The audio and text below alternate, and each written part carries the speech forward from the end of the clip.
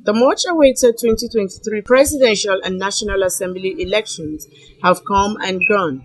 Despite some of the challenges experienced in the course of the process, Nigerians displayed a high level of responsibility by exercising patience. Reacting to the elections, some Nigerians say they accept the result in good faith, saying all they want is the transformation of the country. The country is blessed. We have everything. The only thing we needed is the leadership that has the prerequisite determination and skill. It's a first of its kind in the history of Nigeria for us to have relatively hitch-free elections.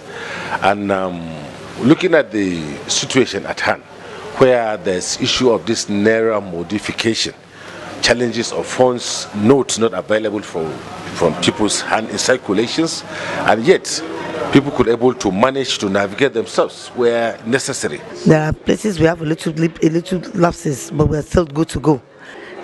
Peaceful, no violence election that we have ever had. Truly, Nigerians is going in democracy, and you can see what happened.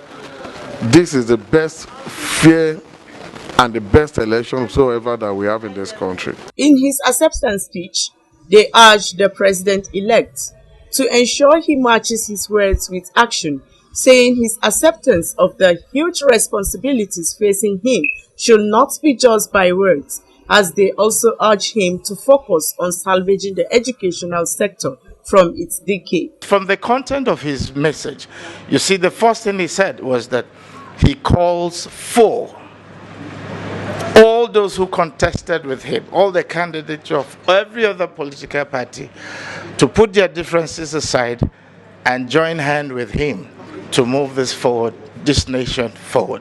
He equally addressed the issue of education, because illiteracy have been one of the bane of the part of Nigerian developments. The outcome of the election is a sign that the peace accord signed before the election yielded results. Juliet Denkiwa, ITV News.